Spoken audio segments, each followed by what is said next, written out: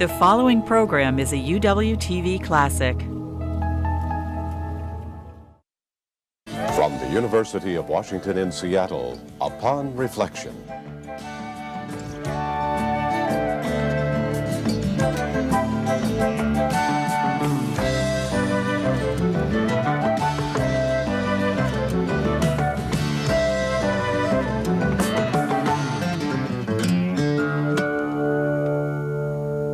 Welcome to Upon Reflection. I'm Marcia Alvar.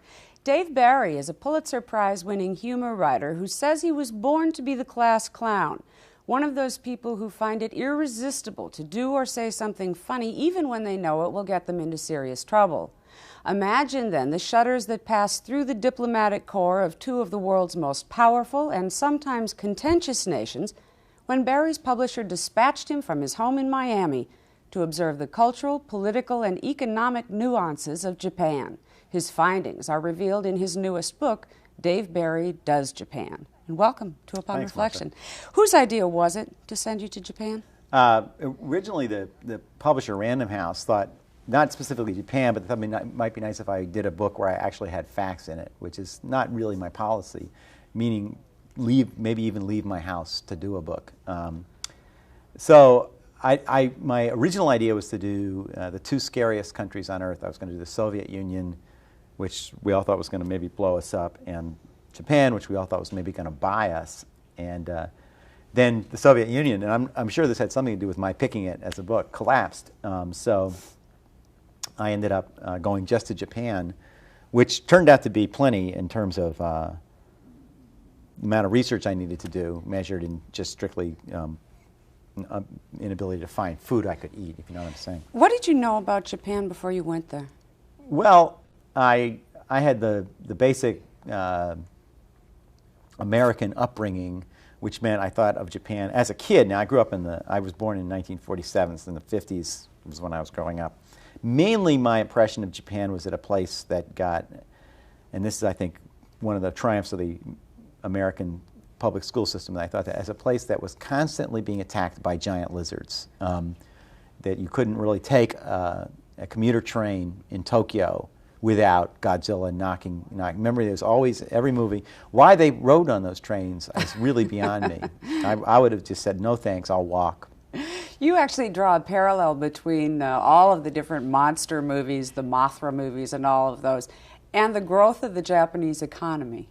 I do? Mm-hmm. In the book, you talk about the economy, and there are sound effects actually that go along. Oh yeah. No, I was saying that in all the other movie that you saw over and over again, besides the one where Tokyo was being destroyed, was when I was really little. There were a lot of World War II movies where groups of American GIs were always going through the jungle, and the Japanese were always portrayed as these basically insane people up in trees. And you never would see them until all of a sudden, wah, there'd be that Japanese music chord, and there you'd see the Japanese sniper in the tree, or wah, and there would be the Japanese patrol boat coming up into the harbor, to the harbor where the Americans were. And I think really that may have been why they lost World War II, is that the music you could always, there they are, the Japanese around. If they just cut the cord out, they might have won. So quietly, unlike in the movies, the Japanese economy grew after the Second World War and began to gain strength. And in the book, you talk about things developing, our assumptions about what Japanese consumer goods were, sort of in the same way as the monster movie. Right. We started out. You're doing a great job of leading me through this, Marcia. Thank you. I've been on book before, so I don't always necessarily remember what the book is about. But the Japanese home product industry. I mean, at first, when I was a kid, everything from Japan was cheap and crappy, and then it got to the point, slowly but surely, when you'd walk into the consumer electronics department and there'd be all these really great VCRs and stuff. And, with names like Mitsubishi and Sony. Right. And Americans started buying even their cars, which was not even conceivable in the 50s that the Japanese could make a car we would want. And all of a sudden, we're buying Toyotas and stuff. And what really, I think, hurt us was the response of the American automobile industry in the late 60s, early 70s to the challenge of the German and Japanese, who were sending pretty good, pretty cheap small cars over, was to produce the Chevrolet Vega, the Ford Pinto, the American Motors Gremlin, three of the most amazingly crappy cars ever built. And I know what I'm saying here. I owned a Vega, a 1971 Chevrolet Vega. And this was a car, the way I would find it in the parking lot, if I couldn't remember where it was, I would just stand still for a minute and I'd hear clang, and a piece would fall off of it. Oh, it's over there, or it would be somebody else's Vega. It really didn't matter. Nobody would care if you stole a Vega. In the book, you refer to this as the really bad car strategy. The really bad car strategy. But it was even worse if you had a Pinto. Then you stand still and you're So that was followed by the American car manufacturers realized that the Japanese were now serious competitors, and they rolled up their sleeves, typical American gumption, know-how. Cars rolled up their sleeves and went whining to the federal government to tell them to stop selling us good, cheap cars. But finally, I actually think that our economy, although it's been, I don't mean to make light of the disruption it's caused in people's lives, but we probably make a lot better cars now than we would have if there had never been any challenge from it. From your travels in Japan, why are the Japanese so successful? Well, it's really complicated. As you know, there have been an incredible number of long books written about this, and I read some of those books before I went over there.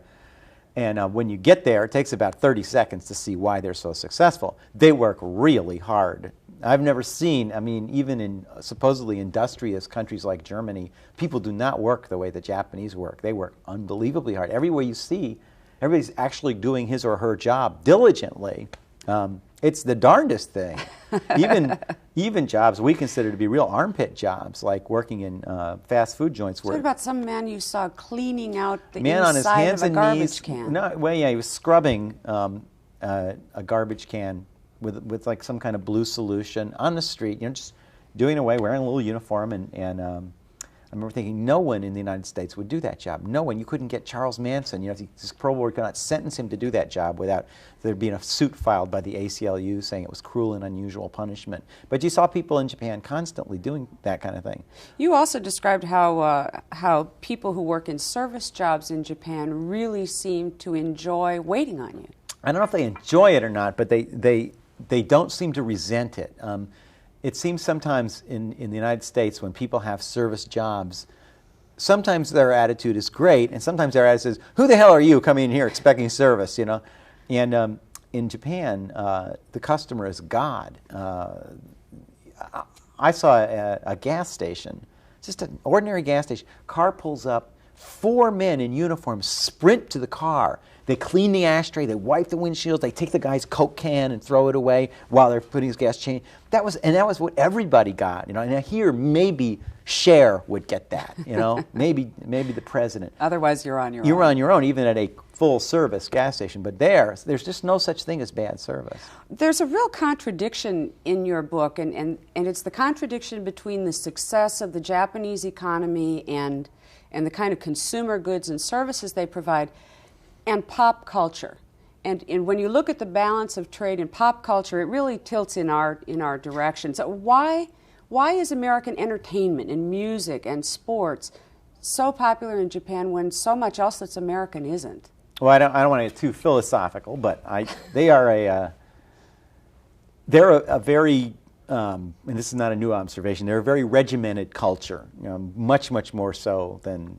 The entire population of Tokyo on any given day makes less noise than 2 New Yorkers ordering breakfast. It's just like they are sort of everybody is doing what he's supposed to do. You keep a low profile. The old saying is in Japan, children are taught this, the nail that sticks up gets pounded down. Everybody, we're all together. We're a team player, organizational player. You don't draw attention to yourself. You don't create conflict. Individuality is not important. And that is wonderful when it comes to turning out defect-free cars, providing excellent service, being able to manage a society that's very crowded, jammed together, being able to pull an economy up from nothing after World War II. Where it's not wonderful is music, rock music. The whole point of it is defiance, rebellion, individuality. They don't get that. That is not part of what they're trained to do. I don't think it's that they're not fundamentally individual people. I think that's a racist assumption. I think they really are individual people, but it is so repressed, that aspect of their lives. So then they kind of like the idea of rebellion, but they don't really know how to do it. So rather than risk the rebellion in their own culture. They just sort of accept ours. They bring in rock music. You see pictures of James Dean everywhere, Marlon Brando, man, all these renegade. Rebels. They love that stuff, not for them, but just sort of to have it around them. At one point, we went to a place called Harajuku Park, where every Sunday the kids, the teenagers, gather to play rock music. But it's the most. It was like a giant 4-H club convention.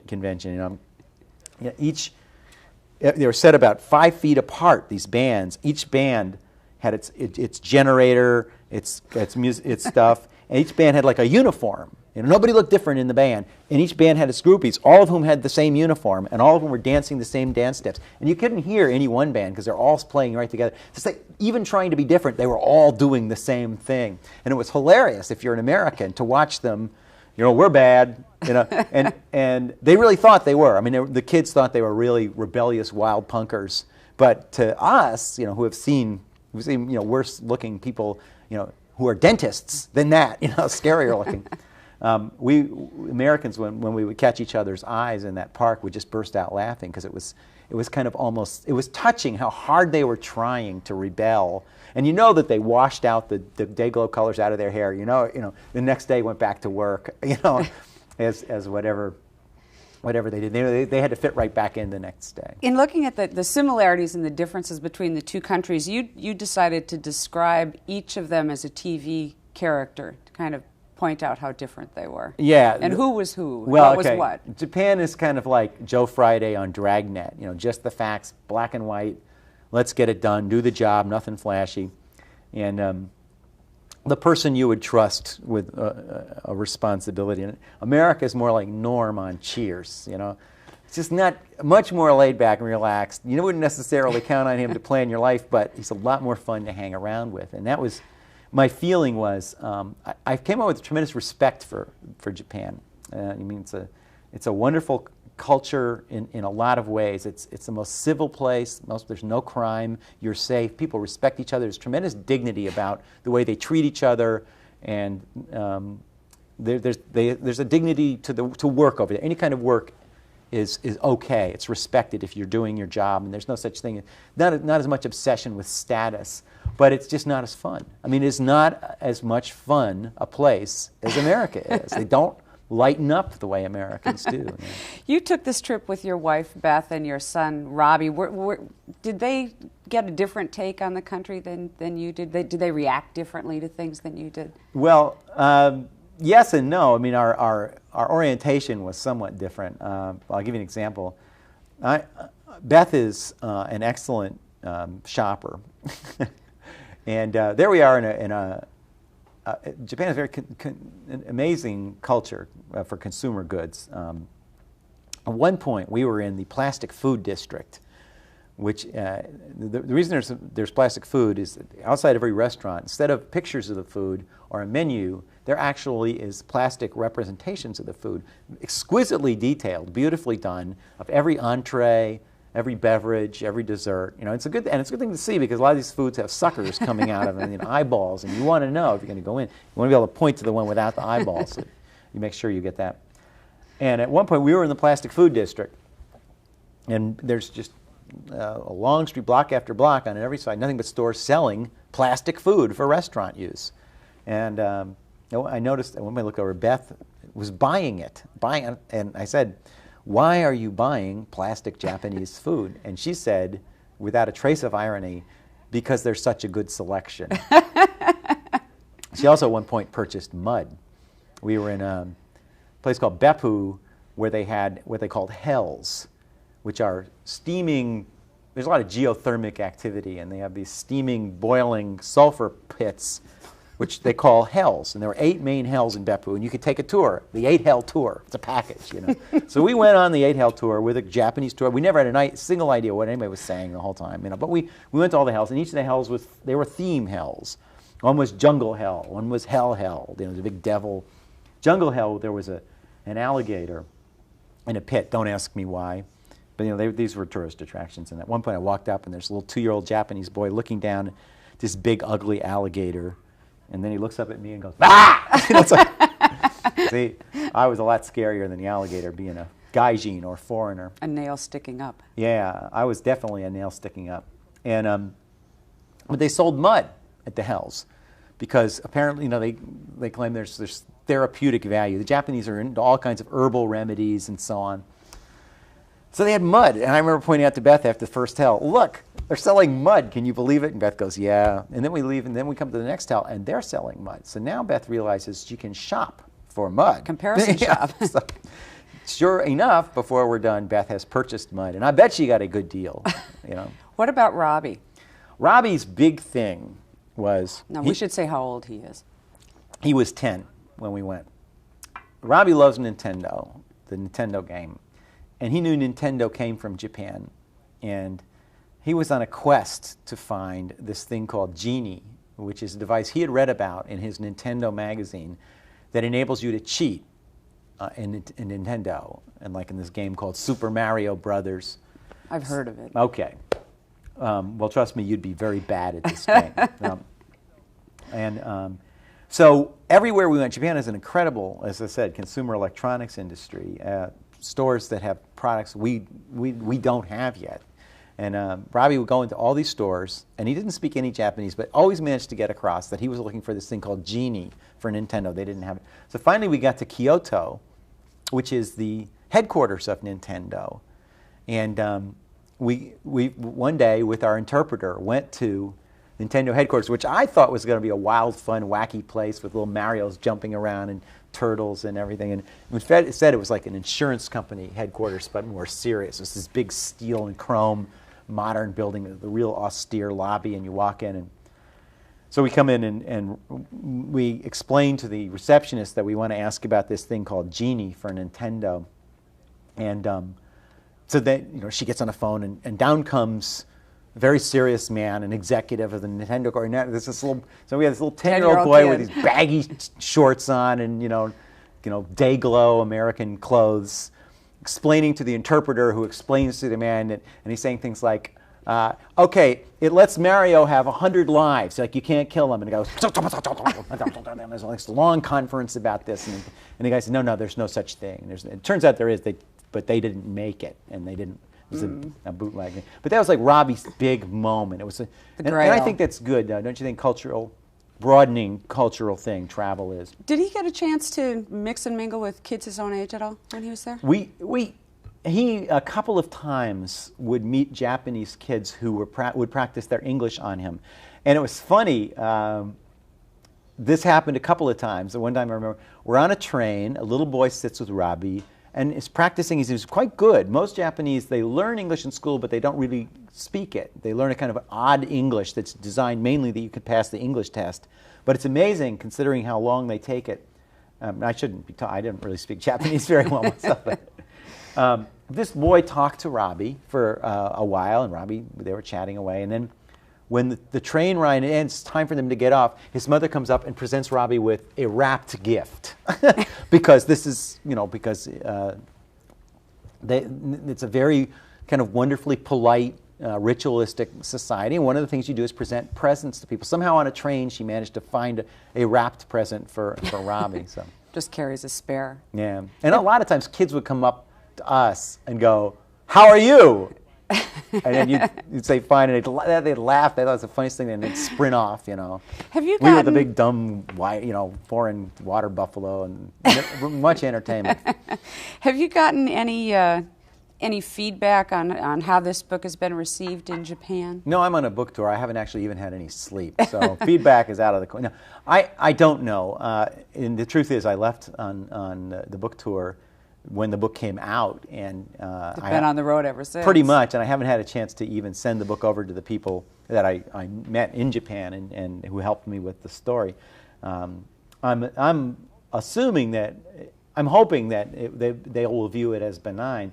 My big concern when I wrote the book was that I didn't want people to view it as Japan bashing. I mean, to me it's not. I mean, to me I tried to make at least as much fun of America, and more specifically of me, having the effrontery to go over and not even speak the language and write a book about it, as I did about Japan. I mean, I'm trying to make the humor, to me, comes from the differences between the cultures, but not in the sense of well, they're weird. Having it be at the Yeah. expense of one culture. Yeah, I don't feel I did that, and I hope that it's not viewed that way. Now, you wrote a couple of fairly serious chapters in the book, and one of them had to do with your visit to Hiroshima on the anniversary of the bombing. Yeah, I didn't know whether that would even be included in the book. When I wrote that chapter, I sent it to the editor with a letter saying, this is in the humor chapter, so you decide. And he put it in. I guess I'm glad I did. Hiroshima was really, it was quite a day for us, the anniversary day of the bombing, the whole experience, in that I had thought of Hiroshima as the atomic bomb, and that's all. I mean, I think of the mushroom cloud. To the extent I could even think about what that city would be like, after that I would think of it as a mausoleum, a cemetery, a sad, a solemn place, and a place where maybe Americans would not be welcome. And I mean, I don't think Japanese would be welcome in an American city that they had dropped an atomic bomb on. I know I've been to Pearl Harbor a couple of times, and I know there is still resentment when Japanese tour groups come there. Not by everybody, but that is still there. So I didn't know what to expect in Hiroshima. And everything was different from what I expected. The city is a bustling, lively, modern city, obviously completely rebuilt, and a lot of time has passed. And I felt no resentment whatsoever toward me, ever, not even a little bit. In fact, a number of people I talked to victims of the bombing. And the day, the anniversary of the dropping of the bomb is almost a festival day. In fact, you were disturbed at some It point bothered about me. how cheerful and how happy You'd people see seem to be. in the morning, the ceremony itself is pretty solemn, but then very quickly there are people posing in front of A-bomb sites, families smiling and laughing, people eating, and then that night it's like a full-blown carnival. There are kids running around, people selling snow cones, and they're selling those neon bracelets and everything. And I remember I was talking to my wife and saying, they wouldn't have this at Buchenwald. What is it? What is this? Then I kind of felt stupid. I realized that I'm obviously in no position to tell the Japanese how they are supposed to remember or deal with that incredible tragedy. It's a wonderful chapter, though. Oh, thank you. Very thoughtful and full of conflicting emotions. It's set in the midst of this also very funny book that you wrote about Japan. Well, yeah. At this point in your career, publishers are willing to give you vats of money to run off to different countries and talk about them. But for a long time, you were like any other writer and just sort of wrote. And what was the breakthrough? What was the point you hit as a writer that really made the difference between where you started out and where you are now? There never was a point like that, which in a way it is good, I think, for me. Everything that happened in my writing career happened very gradually and unexpectedly.